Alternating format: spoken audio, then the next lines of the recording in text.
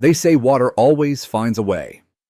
I learned that the hard way 15 years ago when I lost nearly everything I owned in a flash flood. Back then, I lived in a quiet town in Arkansas. And one summer night, a stalled thunderstorm poured 6 inches of rain in less than 2 hours. The drainage ditch behind my house overflowed, the water crept into my basement, then surged through the main floor. I remember standing knee-deep in filthy water holding my daughter's baby photo album above my head, watching helplessly as our living room floated around me. We never fully recovered, not emotionally, not financially. That experience rewired my brain. Ever since, I've never looked at a patch of soil or a sloped driveway the same way. I read FEMA. Flood maps like novels. I could spot water pooling potential the way a hunter spots animal tracks. When I finally moved out to the foothills of Pine Hollow and bought my retirement home, I wasn't just buying land, I was buying topography. The lot sat near the bottom of a gentle incline. To most people, it was idyllic, a craftsman-style home framed by cedar trees, birdsong in the morning, and wide-open skies. But I saw what they didn't. During a hard rain, the water would sheet off the hillside, rush across the empty field behind my property, and without a place to go, collect right near the back edge of my fence. Not dangerous yet, but a red flag. So before I even finished unpacking my boxes, I designed a solution. I wasn't trying to build some huge municipal-grade storm sewer. Just a smart, discreet, gravity-fed storm drain. I dug a shallow trench about 30 feet long, starting near the rear edge of my property, sloping gently down toward the street. I laid in a 6-inch perforated pipe, wrapped in mesh, packed it with gravel, then covered it with soil and seeded it with grass. From the outside, it looked like a slightly lower patch of lawn. But during a rain, it worked like a charm. It quietly siphoned excess runoff away from my house and toward the gutter where it belonged. It wasn't connected to city infrastructure, and it didn't redirect water off my property in any unnatural way. It simply helped the land breathe. For 5 years, it worked beautifully. I never had pooling water near my home. My sump pump barely kicked on. While some of my neighbors watched their mulch float down their driveways, my place stayed solid. I didn't advertise what I'd done. It wasn't a secret, it just wasn't anyone's business. That changed on a bright Thursday morning in April. I was on my knees, pulling weeds near the front flower bed, when I heard footsteps on the sidewalk. It was Marlene, one of the HOA board members, the one who always walked her poodle in a pink visor and matching sneakers. I nodded politely. She nodded back, then stopped. Her gaze drifted toward the side of my house, where the ground dipped ever so slightly. "What's that trench for?" she asked, pointing with her leash. I glanced at where she was pointing, then stood and wiped my hands on my jeans. "Storm drain," I said. "Just helps move water down during heavy rain." Her nose wrinkled like I'd said I was burying toxic waste. "Did you submit a request for that?" "No need. It's entirely on my property. Doesn't affect the neighbors. It's basically just gravel under grass." She didn't respond right away. Her dog sniffed at a bush. Then she gave me a tight smile. Still, that sort of modification would typically require approval. "I'll bring it up with the board." And just like that, the fuse was lit. I didn't think much of it at first. I assumed the HOA had bigger things to worry about than a buried pipe.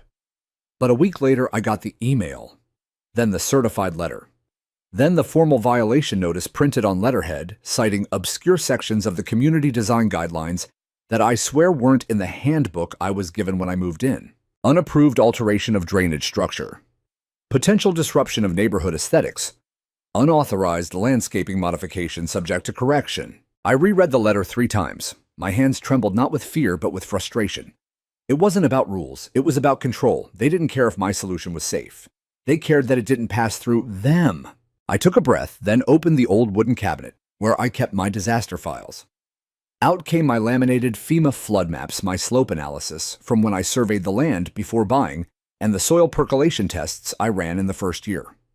I even had photos before, during, and after the drain construction. I printed everything, stapled it neatly, wrote a courteous cover letter. I wasn't trying to fight, I was trying to inform. I dropped it off at the HOA office myself, gave it to their assistant, a teenager with AirPods in. I smiled politely and walked back to my truck. But a part of me already knew. These people didn't want facts. They wanted obedience. Still, I waited. I gave them 2 weeks, then 3. One afternoon, I got a second letter, shorter, colder. The board has reviewed your documentation and finds the modification to be non-compliant. Please remove the drainage structure within 10 days or face daily fines. 10 days. To undo the one thing that kept my house safe from the past, I still saw in my nightmares. I sat down in my garage, stared at the concrete floor, and felt the old weight pressing down on my chest, the same weight I felt that night in Arkansas as the water soaked my photographs, my furniture, my dignity. Not again, I thought. Not this time. I didn't sleep much that night. My mind kept replaying old images, mud curling around my ankles, the hum of the emergency generator, the silence afterward when the insurance check fell thousands short. I had spent years clawing my way back to stability, choosing this exact parcel of land for its slope, for its relative safety, for the sense of control it offered. And now, some HOA board member with a color-coded binder was threatening to undo it all with a vote and a fine schedule. But I wasn't naive. I knew how these games worked. If you screamed or stomped, they'd label you unstable or combative. If you complied too quickly, they took it as an invitation to dig deeper. So I did what I was trained to do back in my civil engineering days. I documented everything. I started with a time-stamped video of the drain working during a light rain that weekend. Just a subtle pull of water through the lawn. No splashing, no mudslide. Just nature doing what it was supposed to do with a little help. Then I took detailed photos of the entire yard marking where the drain line ran, showing how it was fully contained on my property. I printed out a packet that cross-referenced my soil reports with rainfall data from the local weather station. And finally, I included a copy of the state statute on private property drainage improvements, which thankfully backed me up. It wasn't flashy, but it was solid. A week later, I received an email saying I had been added to the agenda for the next HOA board meeting. The subject line was discussion regarding unauthorized drainage system, Lot 17A. Lot 17A. Not Mr. Reynolds, not the guy who prevented flooding, just a lot number with a violation attached. The meeting was held in the neighborhood clubhouse, a beige, windowless space that always smelled faintly of off-brand Lysol and printer ink. I arrived early wearing my old field jacket and carrying my binder of documents like a shield. Slowly, the room filled with residents. Some I recognized from dog walks, others from brief waves while mowing the lawn. A few nodded politely at me. Most didn't acknowledge me at all. At the front sat the board, 5 people behind a plastic table. Marlene, of course, was there sitting next to the HOA president, a man named Clint Thatcher. He looked like the kind of guy who treated a clipboard like a weapon. Polo shirt tucked in, hair immovable, reading glasses perched on the edge of his nose like they'd been surgically installed. The meeting began with rote updates about pool repairs and fence paint colors. Then came new business. Agenda item 4C, Clint announced, clearing his throat. Unauthorized drainage modification by resident of Lot A. Everyone turned to look at me. I stood, nodded stiffly, and walked to the small lectern in front of the board. I opened my binder, slowly letting the pages breathe. I'm a Tom Reynolds, I said calmly. I built a small French drain entirely on my property after studying the land's drainage patterns for over a year. It's not connected to any city infrastructure, nor does it alter or reroute runoff to neighboring properties. It's a passive system, and it prevents water from pooling near my foundation. Clint raised a hand. Mr. Reynolds, the concern is not necessarily with performance, it's with process. You made a significant landscaping change without board approval. I flipped to the statute I'd highlighted. Per State Civil Code, Section 153.22. Any non-commercial self-contained drainage solution on private property does not require HOA oversight unless it alters shared infrastructure or impacts neighboring lots. My solution does neither. Marlene sniffed loudly, cutting in. But you must understand, it doesn't look like the rest of the lawns. The board sets certain standards so the neighborhood maintains its uniform appearance. I turned another page. Actually, my front yard is untouched. The drain is grass-covered and invisible. Unless you know where to look, you wouldn't know it's there. Clint leaned forward, speaking slower now. Be that as it may, the concern is precedent. If we allow one person to make modifications without oversight, what's to stop others from installing trenches, ponds, fountains, whatever they want? The tension in the room thickened. A man in the back coughed awkwardly. Someone else whispered, "This is ridiculous." I nodded once, breathing evenly. I understand your concerns about precedent, but unlike ponds or fountains, improper water management causes real damage. I lived through a flood. I lost everything. I built this system so I wouldn't have to go through that again, and so the neighborhood wouldn't suffer runoff overflow in the process. Clint pursed his lips. "Thank you, Mr. Reynolds. We'll take this under advisement and notify you of our decision." I stood there for another beat, letting silence press against them. Just remember, I said you can vote against nature if you want, but nature doesn't care. And with that, I walked back to my seat. The vote came 2 days later via email. It was short and sterile. The board has determined that the unapproved drainage modification must be removed within 15 days.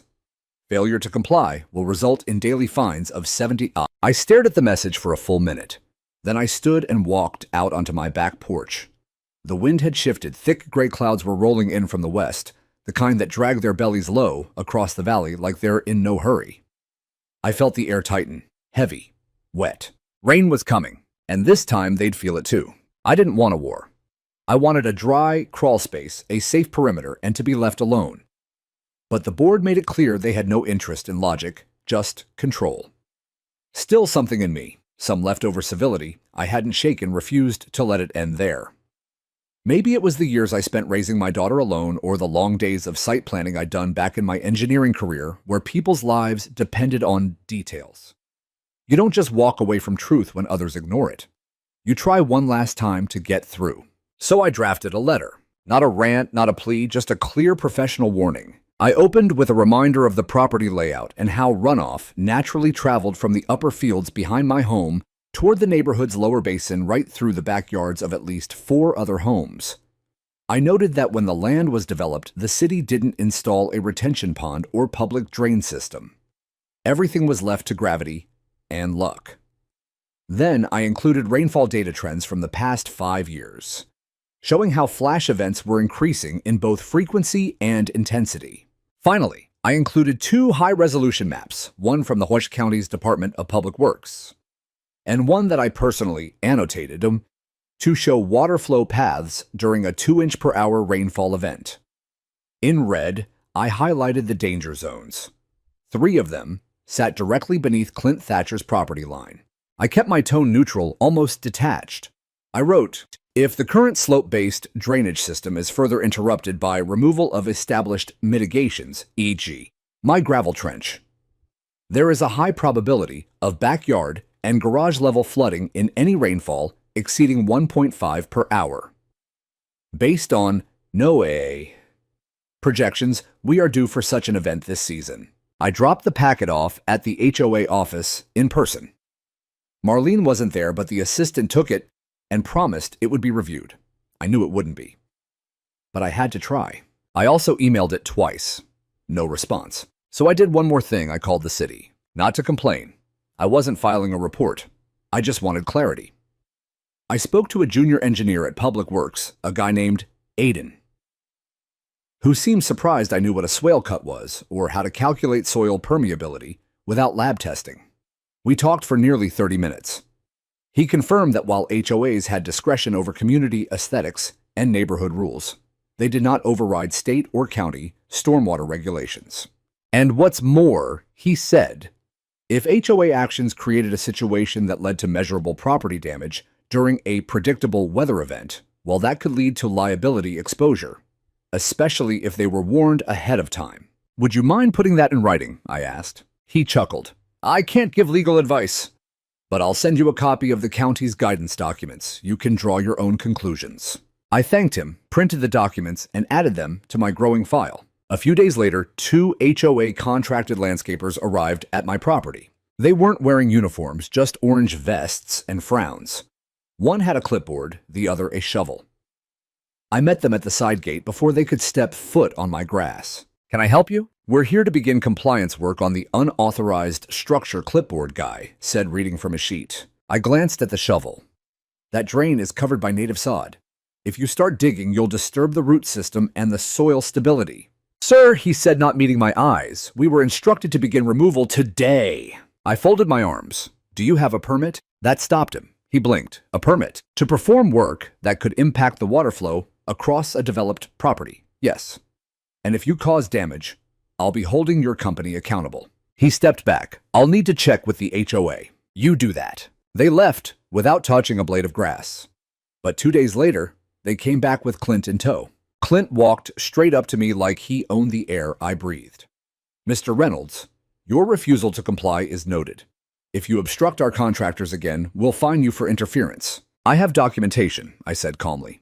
Scientific evidence that removal could cause harm not just to me, but to multiple homes. You're creating risk. He smiled thinly. We'll take our chances. They started digging that afternoon. Ripped out the sod, tore up the trench. Gravel was shoveled out like garbage, the pipe tossed into a wheelbarrow like it was scrap. I stood on the porch and watched them dismantle something that had protected not just me, but their whole precious development, and the sky it was already graying. That night, I walked the perimeter with a flashlight. The channel I had so carefully built was gone, replaced by churned mud and tire tracks. Water had nowhere to go now. I scribbled notes in my logbook. I took time-stamped photos. Then I went back inside, sat on the floor of my study, and stared out the window at the dark clouds forming low over the ridge. I didn't feel rage, not yet. I felt something colder. I'd tried logic. I'd tried warning them. I'd tried kindness. All they heard was the sound of their own authority bouncing off the walls of their clubhouse. Now nature would speak in a language they couldn't ignore. The rain began 2 nights later. Not a storm, not at first, just the kind of slow, steady downpour that you almost don't notice until your gutters start whispering. But I noticed. I always notice. The temperature dropped, and the wind brought with it that sharp metallic smell that I recognized in my bones, saturated earth. I stood on the back porch, watching droplets stitch silver lines across the wooden railing. My boots sank a half-inch into the lawn with every step. The ground was already near saturation, and the forecast said the main system would hit by Friday. That gave us 3 days. 3 days until the valley was tested. 3 days until Clint Thatcher's lessons came, not from me, but from gravity and runoff. The HOA called another board meeting for Wednesday night. I knew what it was about even before the email arrived. The subject line read, Urgent, Community Safety and Compliance Review. I almost laughed. The hypocrisy in that sentence was thicker than the storm clouds overhead. I arrived early again, this time dressed in my faded green utility jacket, the same one I used to wear when I oversaw slope stabilization projects along the Mississippi. In my hand, a sealed folder printed with time-stamped images of the dismantled drain forecasts from the Hot National Weather Service, and a county flood risk overlay I'd annotated with a Sharpie. The room was fuller than usual. Word must have gotten around. People who normally didn't attend young couples' retirees even. The aloof dentist from the Hilltop lot filed in quietly, nodding to one another with uneasy smiles. I could feel the static in the air, not just from the storm, but from the mood, tense, expectant. Clint called the meeting to order with his usual rehearsed tone. Marlene sat beside him wearing a navy blue cardigan with gold buttons and a smirk that dared me to speak. When they opened the floor for discussion, I stood without waiting to be acknowledged. I'd like to address the board's decision to dismantle the storm mitigation I installed on my property, I began. Clint looked up from his agenda sheet, barely hiding his disdain. Mr. Reynolds, we've already. I'm not here to debate policy, I interrupted, voice firm. I'm here to warn you, again. A murmur moved through the room. I opened the folder and began handing out copies of my packet to the nearby residents. A few took them hesitantly, flipping through pages, like they were holding evidence at a trial, which in some ways they were. This is the updated rainfall forecast for Friday night, I continued. According to the National Weather Service, we're looking at sustained rainfall of over 2 inches per hour between 9 p.m. and midnight. That qualifies as a flash flood risk for our area. Marlene rolled her eyes. Clint leaned back in his chair. Let the record reflect, he said coolly, that Mr. Reynolds continues to present speculative weather predictions as justification for violating HOA landscaping codes. It's not speculation, I said, jaw tightening. It's probability, and it's responsibility. I pointed to the diagrams. Without that drain in place, the runoff from the north slope now has no controlled outlet. That means increased surface water soil displacement and backflow risk to any home below elevation line 452. That includes your property, Clint. Someone in the room snorted. A woman in the back raised her hand. Wait, is that why my backyard has been soggy for 2 days? I can't speak to your lot specifically, I said, but I can tell you this. The ground is already saturated. If that system isn't rebuilt or rerouted, the water will find its own path. It always does. Clint laughed. Actually laughed. A short, dismissive sound that echoed off the drop ceiling like a hammer on glass. Mr. Reynolds, this isn't a city planning commission. This is a neighborhood meeting. We operate under guidelines voted on and approved by the residents. If you wanted to build a flood canal, you should have moved to a farm. I stared at him for a long moment, heart pounding, but not with fear. With disbelief. You don't get it, I said quietly. You think this is about aesthetics, about control, but it's about risk and consequences. I have done everything I can to prevent this from becoming a problem. If you refuse to act, you'll own whatever happens next. Marlene tilted her head. Is that a threat, Mr. Reynolds? No, I said. It's a forecast. I sat down. The room was dead quiet. The board quickly moved on to other agenda items, paint samples, noise, complaints, an argument about mailbox sizes, but the tension never left. A few neighbors gave me grateful looks. One man even whispered, "Thanks for trying." But most just looked scared. And they should have been. That night I walked the street before bed, flashlight beam cutting across puddles already forming at the bottom of driveways. I checked the slope behind my house now, nothing but loose soil and an exposed scar where the drain used to be. I paced out the angles, calculating rough flow rates in my head. There was no fixing it in time. The board had made their choice. And soon, the water would make theirs. By Thursday morning, the sky had darkened into something biblical. The air had a strange electric taste to it, like aluminum or old pennies. I could hear the robins going quiet, the leaves rustling harder than the wind accounted for. Nature always knows before we do. And as I stepped out onto my porch, pulling my hood over my head, I felt that deep internal pressure settle into my bones, the kind that tells you the world's about to shift. The ground was already soaked. My boots left a faint imprint in the grass, and the slope behind my property had begun to bleed mud slowly toward the lower curb. I traced the path of the runoff with my eyes, and imagined what it would have done had the drain still been there collected. It slowed it, guided it. Now it was just wild water. I tried not to let the anger rise again. What they took from me wasn't just a trench and a pipe. It was the quiet certainty I'd built with my own hands, the one safeguard against the memory of everything I'd lost. But what stung more wasn't the removal itself. It was the humiliation. After the HOA voted, they hadn't even let me handle it myself. They'd sent in the contractors like I was some rogue builder, some backyard vigilante, whose work needed to be erased like a stain. They'd arrived with shovels and trucks pulling up my carefully packed gravel, hauling off the pipe I had measured to the inch. I had asked to keep it at least that, but Marlene had waved her hand dismissively and said, "We can't risk you reinstalling it later." They'd carted it away like contraband. I'd stood there that day silent, not because I had nothing to say, but because I knew saying it wouldn't matter. They didn't care that I was a licensed civil engineer with over 30 years of experience.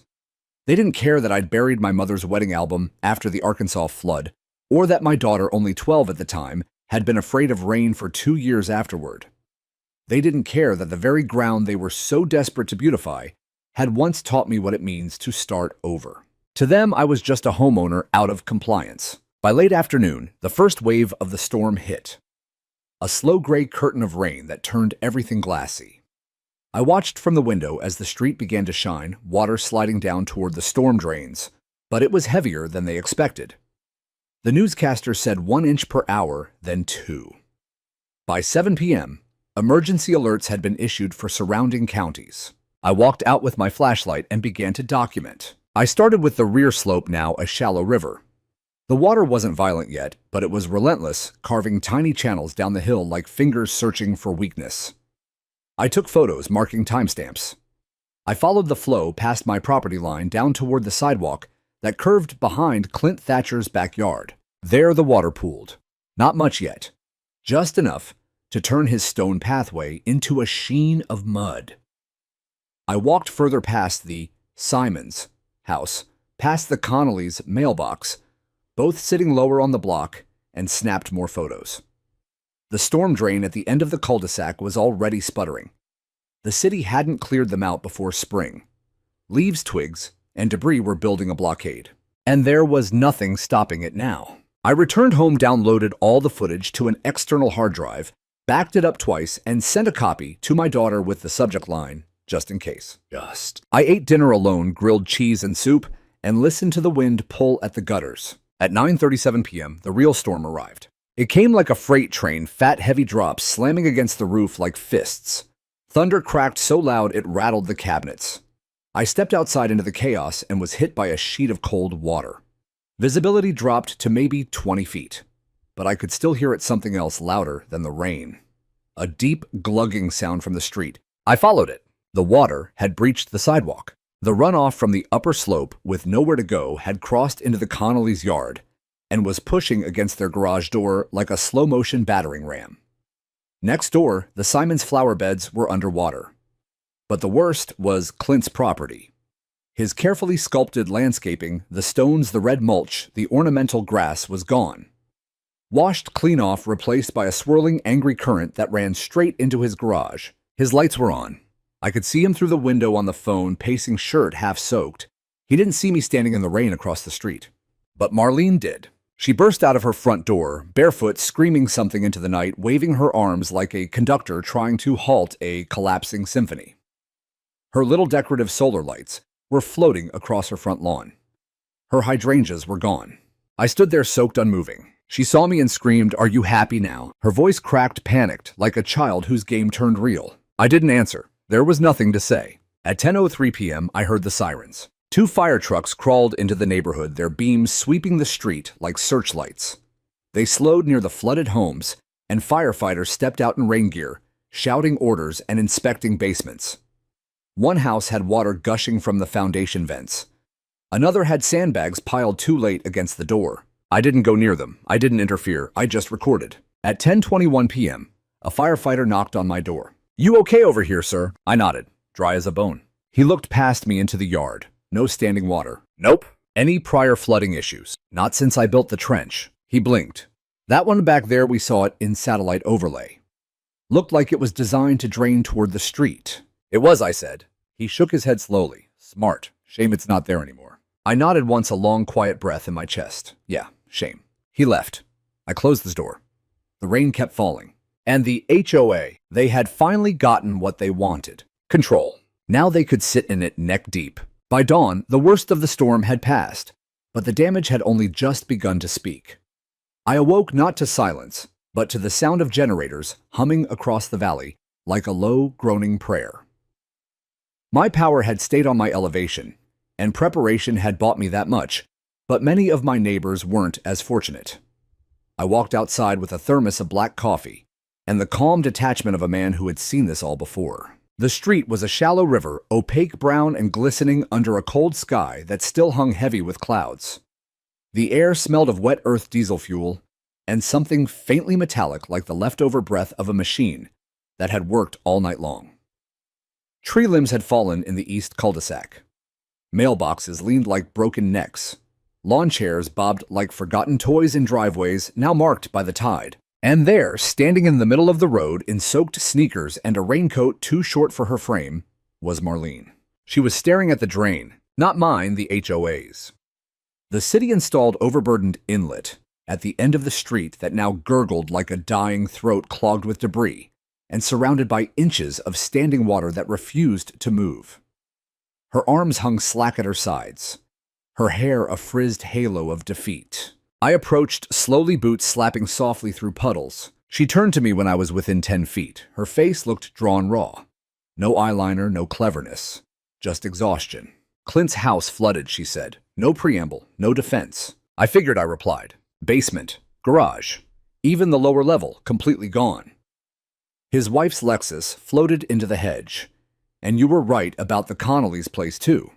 They've got black water up to the fuse box." I sipped my coffee. "And the Simons, about 4 inches in the kitchen." We stood there in silence. Behind us, a city worker lifted a rusted drain cover and began jabbing down into it with a hooked rod, trying to dislodge the blockage. The water moved slightly, but still lingered, like it had decided this was home now. "I didn't want this," Marlene said, almost in a whisper. "But you did," I answered softly. "You wanted me to be wrong." She swallowed hard and looked down at her shoes. "I told Clint," she said, her voice cracking. "I told him this was different. That you weren't just some crank." I said nothing. The truth didn't need help standing. After a moment, she asked, "Do you still have the plans?" I turned to her, raising an eyebrow. "Which plans?" "The drain. The one you built. The one they tore up." I paused. My answer would matter, and I knew it. "Yes," I said finally. "I do." She nodded slowly. Would you consider showing them to the city engineer? He's coming today." "I think we need help. Real help." It took everything in me not to laugh. Not cruelly. Not smugly. Just sadly. They had paved over logic, then begged it to come back when the water rose. "I'll consider it," I said. "But not for the HOA." She blinked, confused. "Then for who?" "For the families who got hit. For the people who didn't vote, who stayed quiet, who trusted the wrong people to make decisions for them." I didn't wait for her reply. I walked back to my house. As I crossed the threshold of my yard, I looked down. The grass was flat, but intact. The slight indentation where the trench had been was now just a muddy scar. But no pooling, no erosion. The land, like me, had survived. Inside, I opened my email and drafted a message to Aiden, the city engineer I'd spoken to earlier in the month. I attached the flood map, overlays the pictures of the damage I'd taken overnight, and my original drain design plans. Then I added a note, and this was preventable. I warned them. I have time-stamped documentation of all warnings issued. I am willing to cooperate if the city pursues an investigation or infrastructure reevaluation. Please advise on next steps. I hit send. My hands were steady. An hour later, the city truck rolled into the neighborhood. Yellow decals, flashing lights. 2 workers in boots and jackets stepped out, followed by Aiden, clipboard in hand. He came straight to my house. "Mr. Reynolds," he said, shaking my hand firmly. "I got your email. We'll be reviewing the whole block, but what you gave us, that's gold." No one else was thinking downstream. Literally. "I tried," I said. I know he nodded. "Believe me, we deal with this all over the county. HOAs want to act like mini governments until a storm hits, and then suddenly, it's call the city." He walked with me along the yard, taking notes, snapping photos. Then I showed him where the drain had been marked with string flags I'd put back in just that morning. By noon, city workers had set up a small operations center near the clubhouse. The HOA board, what was left of it, was holed up inside. Clint hadn't shown his face. Word around the street was that his garage was a total loss, and his wife had packed a bag and left for her sisters. Marlene came by again late afternoon. She didn't ask for anything this time, just stood at the edge of my porch with her arms crossed. "They're talking about resignations," she said. "Clint's likely done." I didn't reply. "And the neighbors, they're angry. Some of them are talking about a petition to strip HOA control over drainage enforcement altogether." "They should," I said. "You were right," she whispered. "We were so focused on keeping things uniform, we forgot that nature doesn't care about appearance." "That's the thing about water," I said. "It's not interested in rules, only gravity." She gave a sad smile. "Would you be willing to help us redesign it?" I paused, watching the clouds stretch thin over the valley. The sun was finally peeking through a pale, hesitant light. "I'll think about it," I said. And for the first time in a long while, I meant it. By evening, the damage was more than visible. It was undeniable. What had started as creeping runoff in the early morning had grown into a full-scale infrastructure failure across the neighborhood. The cul-de-sac where kids used to ride bikes and neighbors gathered on warm nights had transformed into a miniature lake. Even with the rain tapering off, the water had nowhere to go. I watched it all from my porch. Residents wandered in and out of their homes, looking confused, angry, wet, and tired. Some tried sweeping water away with push brooms, futile, of course. One man was waist-deep near the intersection, trying to unclog a storm grate with a rake, while his wife shouted for him to come back inside. And across the street, the HOA clubhouse, the place where they voted to dismantle my drain, was surrounded by inches of standing water. The walkway had collapsed inward from soil erosion, and one of the benches had floated out into the street. The symbolism was too perfect. I put on my boots again and walked the block. Not to mock, not to gloat, just to see. I took more photos.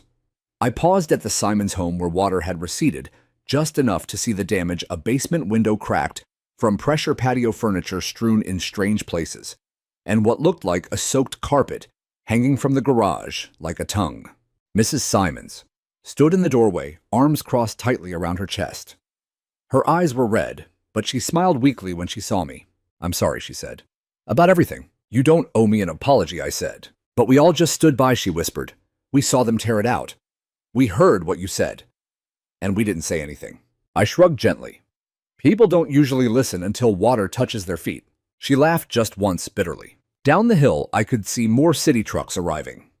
Public Works had cordoned off part of the street with cones, and a large vacuum pump truck was setting up to help extract pooled water from storm drains that had long since given up. Aiden waved at me across the way, clipboard still under his arm. But it wasn't the city's activity that made me stop. It was the sound. Sobbing. I turned toward the source and saw Clint. He was kneeling in his driveway, water up to his shins, trying to pull wet drywall out of his garage by hand. His suit jacket, who the hell wore a suit jacket in a flood, was soaked and clung to his back like a second skin. His phone lay face down in the water beside him. A box of what looked like family photos was half submerged nearby. He looked up as I approached, eyes glassy and dazed. I stood in silence a safe few paces away. I had no desire to shame him. Nature had already done that. "I was wrong," he said hoarsely. I said nothing. "I thought you were overreacting, making it personal." "It was never personal," I replied. "It was mathematical." He blinked, water dripping from his hairline. "I don't know what to do." "You start by admitting you didn't know what you were doing." He nodded slowly. "Marlene says you might help the neighborhood rebuild the system." "I'm considering it." Another silence fell between us, broken only by the rhythmic slosh of the pump truck up the road. Finally, he added, "It's just, when you're used to being the smartest guy in the room, it's hard to admit you never understood the room at all." I exhaled. "That's the first smart thing I've heard you say." He gave a soft, humorless laugh. "I'll leave you to it," I said, turning back toward the street. "City's got questions for the board. You'll want to answer them carefully." That evening, the HOA emergency group chat, one I'd been blocked from for months, was leaked to several residents. Screenshots circulated like wildfire. One message in particular caught everyone's attention. It was from Clint just days before the storm. "If we let Reynolds get away with this trench crap, every nerd with a shovel will start digging like they own the place. He's not a threat. He's a distraction." A distraction. I couldn't have asked for a better headline. By Friday morning, the neighborhood had shifted from panic to fury.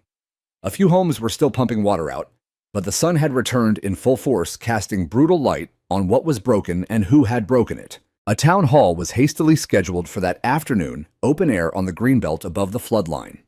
Residents gathered in folding chairs. The city was present.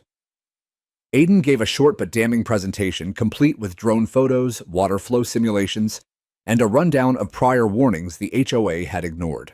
Then the microphone was passed around. People didn't hold back.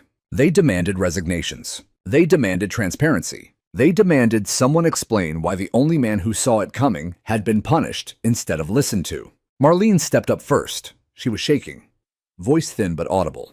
"I was wrong. I prioritized uniformity over safety. I thought I was doing what was best for the neighborhood." Someone shouted, "You destroyed our homes." Another added, "You ignored the science. He gave you maps." Clint didn't speak. He just sat in the back row, face pale, eyes locked on the horizon. Marlene stepped away from the mic, clearly fighting tears. Then, to everyone's surprise, the mayor himself, drawn in by the local news coverage, took the stage. "I've reviewed the documentation," he said, "and I want to make it clear that while the HOA does have autonomy in certain matters, it does not have the right to overrule safety or interfere with private efforts that mitigate risk in accordance with code. This was preventable. It wasn't just mismanagement. It was negligence." Gasps. A few cheers. Clint finally dropped his head into his hands. Then the mayor looked toward me. "Mr. Reynolds," he said, "would you be willing to consult with the city to design a solution for this neighborhood moving forward?" A hush fell over the crowd. I stood. My legs were heavy, but my voice was calm. "I'll help, but only if we focus on education, not just engineering. People need to understand why these systems matter, not just for property values, but for peace of mind." The mayor nodded. Agreed. I sat back down. The air felt lighter. The storm had come and it had left a mess, but also strangely a kind of clarity. The neighborhood for once was finally listening. It didn't take long for the narrative to shift. By Sunday, what had once been whispered apologies had turned into outright declarations. Neighbors who barely made eye contact with me weeks ago were suddenly offering coffee lawn tools, even help replanting the section of my yard that had been torn up. People wanted to be on the right side of the story now, and I understood why. No one wants to be remembered as the person who stood still while the flood came. Even Marlene. She showed up at my door that morning, holding a Tupperware container with something homemade, lemon bars, I think. Her eyes were softer now, stripped of the edge she once carried like armor. She wasn't wearing her usual HOA blue blazer. No clipboard, no tone of superiority. Just Marlene. Human. "I brought these for you," she said. "I didn't move to take them." She lowered her eyes. "I know I was wrong. I know that now. We were trying to keep the neighborhood consistent, safe in our own way. But I see now it was pride and fear." I finally took the container not for the lemon bars, but for what it symbolized. "It's not just about the water," I said. "It never was." "I know," she replied, voice barely above a whisper. "It's about control. About people like me thinking we can manage nature by committee." I stepped outside and sat on the porch bench. She followed, standing at a cautious distance, like someone approaching a cliff edge. "I went through something like this before," I said, looking out toward the street. "Back in Arkansas. My daughter and I lost everything in a flash flood. The insurance adjuster called it an act of God. But really, it was an act of neglect, of shortcuts, of people not listening when warnings were given." Marlene sat down slowly on the porch steps. "I never knew that," she said. "I didn't share it. Not with anyone here. It's hard to talk about." A silence settled between us, and then gently she asked, "Do you think the board will survive this?" I shook my head. "Not in its current form. And maybe that's for the best." She looked down at her hands. "I've already drafted my resignation letter. It's just sitting in my drafts. I wanted to deliver it at the next meeting. That would be the right thing," I said. "But I also want to stay to help fix it, to make sure we never do this to anyone else again." I studied her face, searching for sincerity. I found it. Worn maybe, but real. "I think that depends on whether you're ready to listen instead of enforce." She nodded. Before she left, she handed me a small folder. It's everything she said. Internal emails, board texts, even the vote record. I thought the city might want to see it. I flipped through the first few pages. What I saw made my jaw tighten. Messages that mocked my concerns, that joked about science, Boy Reynolds, and his trench of doom. References to deliberately ignoring my packet. There was even an internal vote to raise the fine on me, not based on policy, but to set an example. She saw the look on my face. "I didn't vote for that part," she whispered. "But I didn't stop it either." I nodded. "Thank you for bringing this. It'll help." Later that day, I forwarded the folder to the city engineer and CC'd the mayor's assistant. I didn't attach any commentary. The messages spoke for themselves. Within 48 hours, the city issued a public memo announcing a formal investigation into the HOA's board practices, specifically regarding their handling of stormwater policy and resident retaliation. A lawyer named Cynthia Vega from the Municipal Oversight Committee was assigned to the case. She reached out to me personally, calm and precise, thanking me for my meticulous documentation. "Frankly, Mr. Reynolds," she said, "you built a stronger case than we usually get from whistleblowers in commercial zoning disputes." I asked her if it could lead to anything concrete. "Fines forced, board restructuring, maybe even a city-appointed supervisor to oversee the HOA until new elections can be held," she said. "It depends how far it goes." Clint resigned 2 days later. No press conference, no speech, just a folded piece of paper handed to the interim secretary and an email sent to the residents with the subject line, "Stepping aside." No apology, but no denial either. I saw him once more that week down at the community greenbelt where the city had begun installing a temporary retention system. He looked older, deflated. He didn't say anything. Neither did I. We just passed each other like strangers on a sidewalk, the kind that know each other's pain but no longer need to speak it. Meanwhile, the neighborhood began to change. At first, it was subtle. Conversations that used to stop when I walked by now continued. People started asking questions, real ones, about slope angles, about runoff, about native plants that could help with water absorption. A young couple on the corner even asked me to help them build a smaller version of my trench on their lot. Then came the town emails. The new acting board proposed a neighborhood workshop, Storm Safety and Water Wisdom, and asked me to co-lead it with Aiden from the city.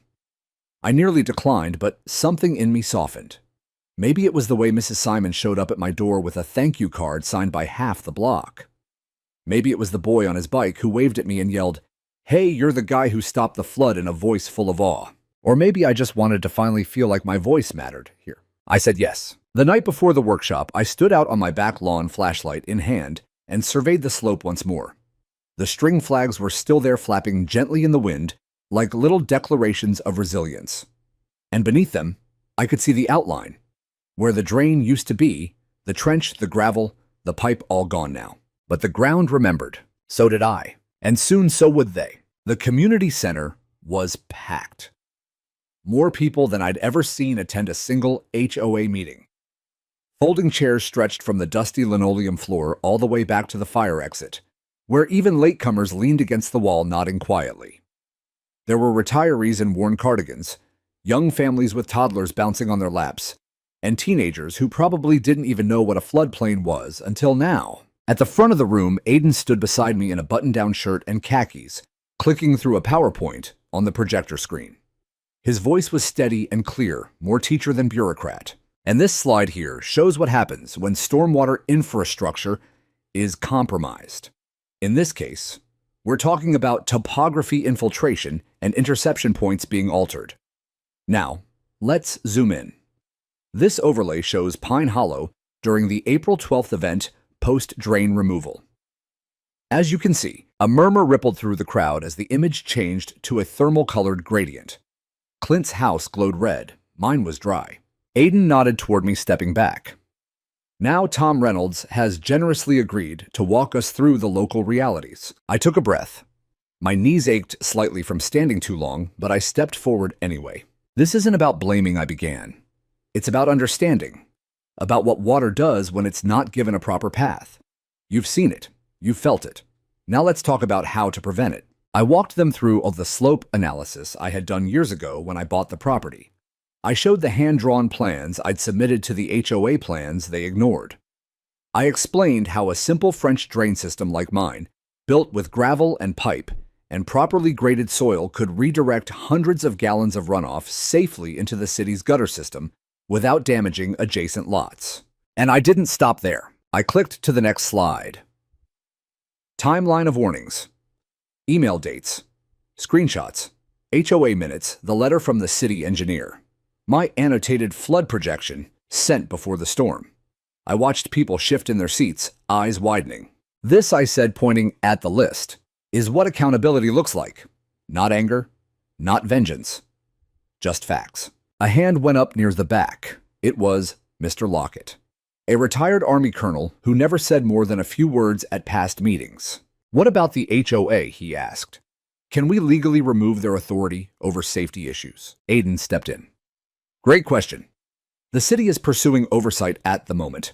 There's a pending motion that would reclassify stormwater infrastructure under municipal jurisdiction rather than HOA discretion, at least in designated risk zones.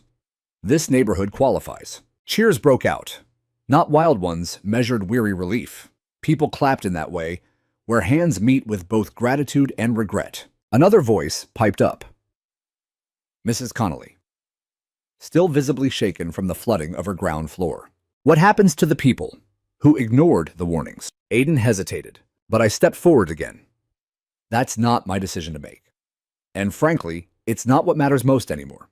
What matters is making sure no one else loses a family photo album or their kids' first toys or their peace of mind because someone thought rules were more important than reason. The room went silent. Then Mrs. Connolly stood and she clapped. One by one, others rose, joining her. By the time the meeting ended, the sign-up sheet for our upcoming workshop on community resiliency had over 60 names.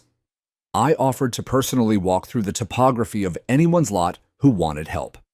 I'd even started sketching out a volunteer network, people with different skills all pitching in to make Pine Hollow safer. But the city had other plans too. 2 weeks later, they returned, not with temporary sandbags or cones, but with survey equipment, site planners, and a public grant application already approved. Pine Hollow was being designated as a storm-responsive neighborhood, the first of its kind in the county. The city would install a new green infrastructure system, permeable pathways, rain gardens, bioswales, and had asked me to be the lead community advisor on the project. They offered a stipend. I turned it down. "I'm not doing this for money," I told them.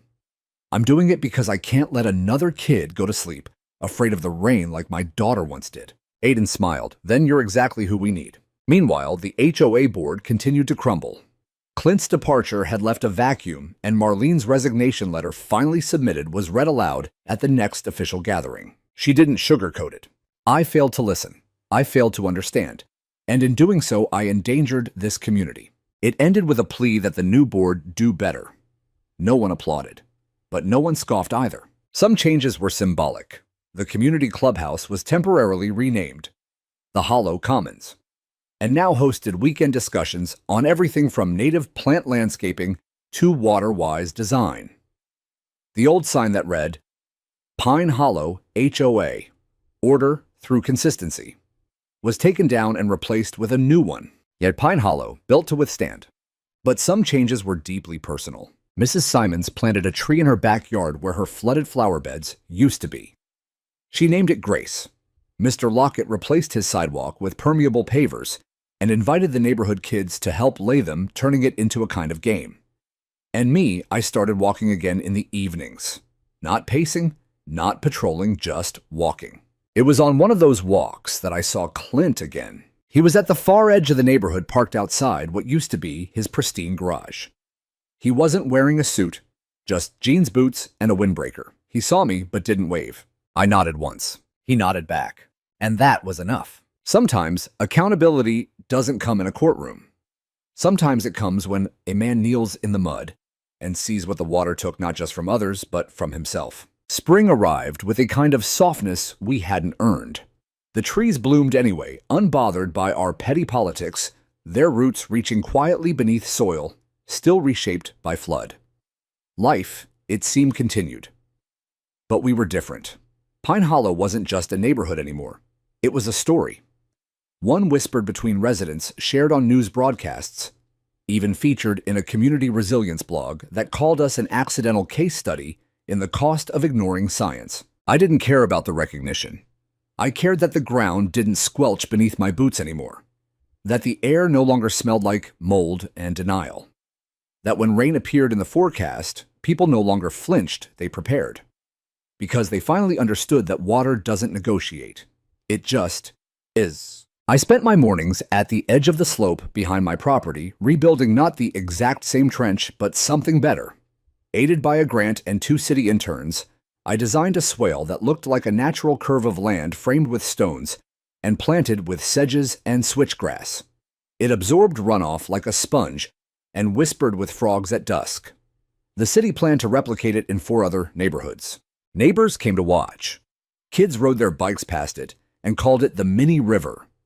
A few even asked if I could teach them how to build one for their own yards, so I did. One Saturday turned into 3.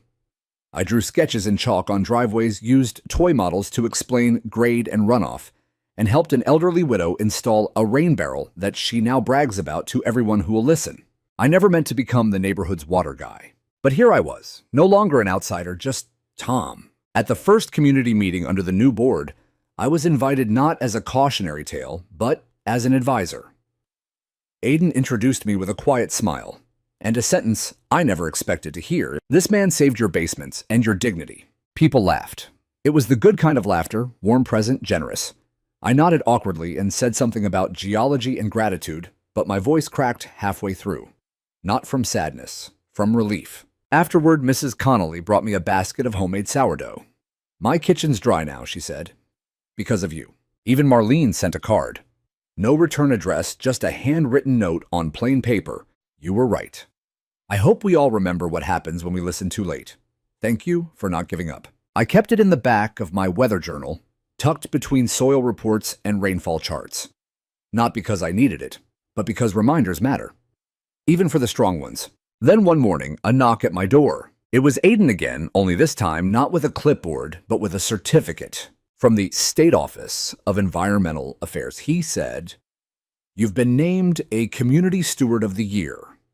They want to highlight Pine Hollow as a turnaround story, and they want you to speak at the regional summit." I stared at the embossed paper, then at him. "You sure they've got the right guy?" He laughed. "Absolutely.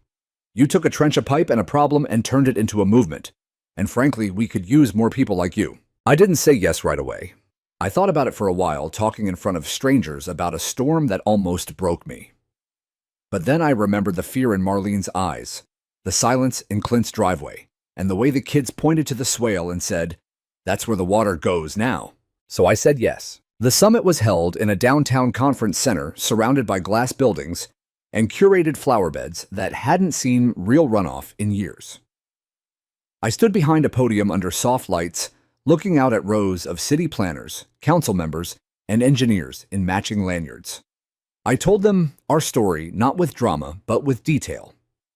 I showed them the photos, the flooded street, the floating mulch, the cracked walkways. And then I showed them the after, the swale, the gardens, the workshop flyers pinned to community boards, and I ended with this. "And we thought we were safe because we had rules, but safety doesn't come from control, it comes from listening. To data, to warnings, to people who've seen the water rise before. We didn't build a stronger neighborhood because we enforced more rules. We built it because we finally asked the right questions, and we stopped being afraid of the answers." When I stepped off the stage, people stood, not because I was eloquent, because they saw themselves in the flood. Back home, things continued to heal. Clint sold his house and moved across town. I heard he took a job in logistics, something far from community management. Marlene stayed. She volunteers now, running a booth at every HOA meeting with flyers about flood preparedness and green gardening tips. The Connolly's son just finished high school with a scholarship in environmental sciences. Says he wants to study what Mr. Reynolds knows. The trench behind my house is now on the county registry, a permanent fixture. My name is listed as the original designer. I never thought the most important thing I'd leave behind wouldn't be a legacy or a name, just a channel, one that carried away the water and the fear. And in its place, something sturdy, something green, something quiet. Justice not with a gavel, but with a shovel.